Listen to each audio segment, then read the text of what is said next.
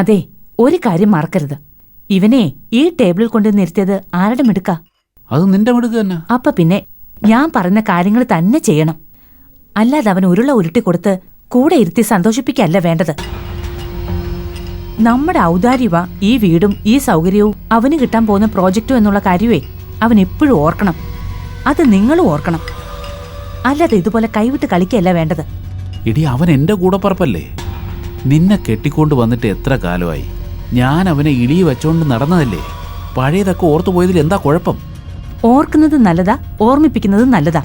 പക്ഷെ എന്തിനാണെന്നുള്ളത് മറക്കരുത്. ഇടി, എന്താ വേണ്ടത് അത് പറ. നിങ്ങൾ ഇങ്ങോട്ട് വന്നേ. അതെ, അവന് സിനിമ പിടിക്കാൻ വേണ്ടി നിങ്ങൾ പ്രൊഡക്ഷൻ കമ്പനി തുടങ്ങാൻ പോവല്ലേ? 1-2 രൂപയല്ല, അറിയാലോ. ഈ ചാച്ചാജി ഫിലിംസിനെ മാറ്റി നിർത്തി ഇവന് വേണ്ടി പൈസ മുടക്കുമ്പോ അതിന്റെ മുടക്കു മുതലിന്റെ 10 ഇരട്ടിയെങ്കിലും നമുക്ക് തിരിച്ചു കിട്ടണം. എടി, അത് പടം ഓടിയാലല്ലേ കിട്ടൂ. പടം ഓടിക്കാനൊന്നും അല്ല ഈ പറയുന്നത്. ഓടിയാലും ഓടിയില്ലെങ്കിലും കുഴപ്പമൊന്നുമില്ല. നമുക്ക് കുഴപ്പമില്ലാതെ നോക്കേണ്ടത് നമ്മൾ തന്നെയാ. ഇപ്പം മുടക്കിയ 3.5 കോടിയുടെ മുകളിലെ ഒരു നയാ പൈസ മുടക്കാൻ ഞാൻ സമ്മതിക്കത്തില്ല. അപ്പൊ എങ്ങനെയാണ് പ്രോജക്റ്റ് കിടക്കുന്നത്? ചാച്ചാജി ഫിലിംസിനെ ഒഴിവാക്കി സ്വന്തം ബാനറിൽ സിനിമ ചെയ്യണമെന്ന് നീയല്ലേ പറഞ്ഞത്? അപ്പൊ പൈസ മുടക്കരുതെന്ന് പറഞ്ഞാൽ